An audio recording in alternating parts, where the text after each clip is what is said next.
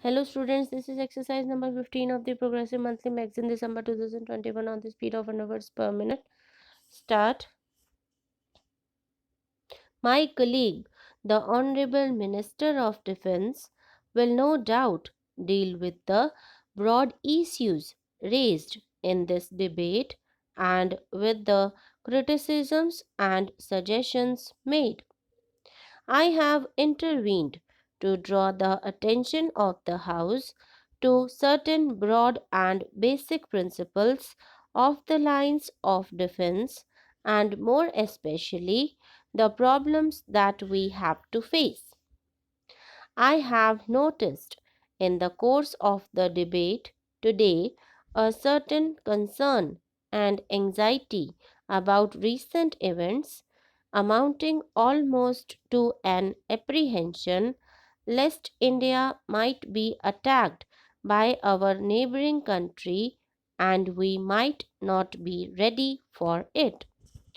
The number of recent border incidents, and more especially the fact that a great foreign country is giving military aid, has led, no doubt, to this apprehension.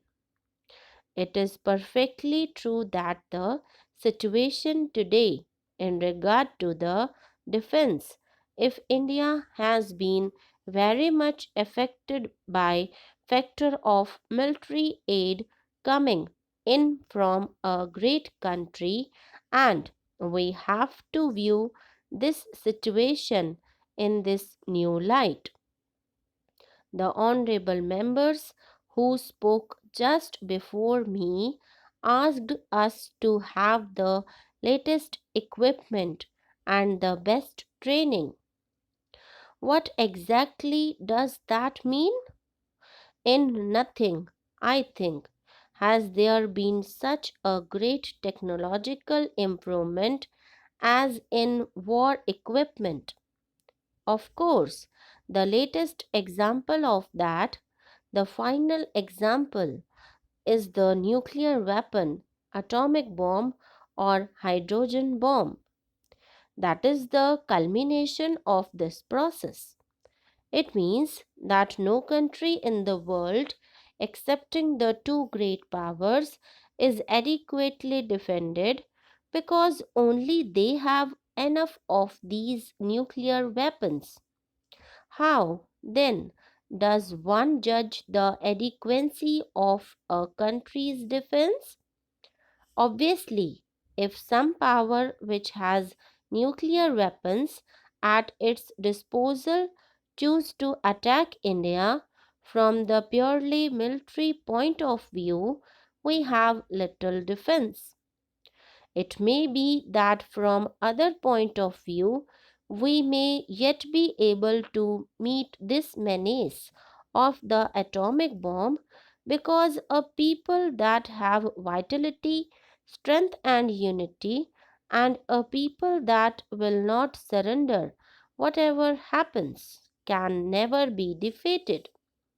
I have often said, therefore, that the real answer to the atomic bomb lies in other spheres.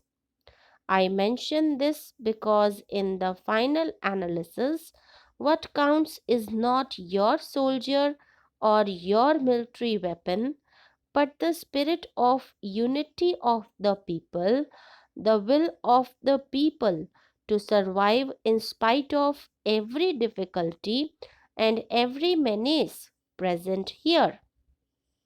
If I am confident about India, that confidence depends more on the spirit and unity of our people than on other factors. If that is weak, for me, it just does not matter how many tanks or how many aircraft we may put in.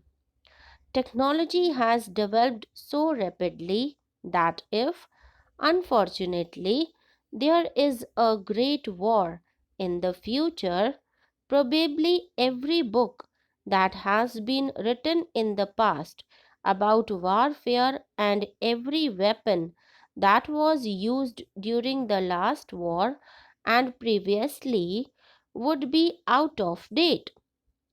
Judged from that point of view, we in India and nearly all the countries of the world, excepting a very few, are completely out of date and there is not help for us at present.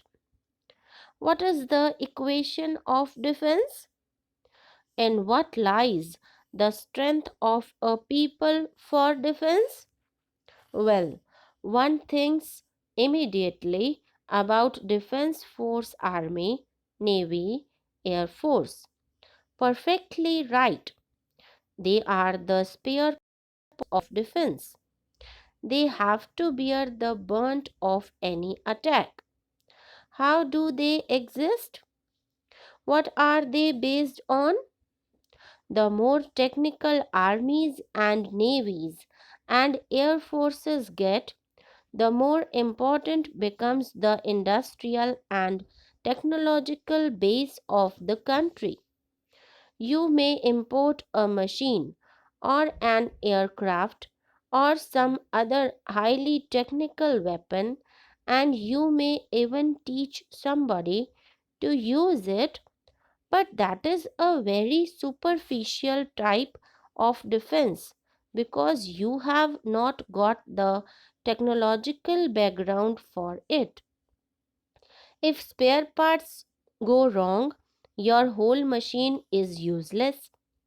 If somebody from whom you bought it refuses to supply a part of it, it becomes useless, so that in spite of your independence, you become dependent on others, and very greatly so. From that point of view, probably there are very few countries in the world that are really independent, able to stand on their own feet against the military strength of others. Therefore, apart from the army, navy, and so on, you have to have an industrial and technological background in the country. Supporting all this is the economy of the country. If the country's economy is not sound, it is a weak country. I can give many examples to this house of countries which, for the moment, may have a good army, but whose strength is really superficial because the army depends on outside factors, foreign machines, foreign economy, foreign help. Such a country is essentially a dependent country, though called independent as regards his political status is concerned in the world. We do not subscribe to this view, so we believe that strength lies in developing the country in all spheres.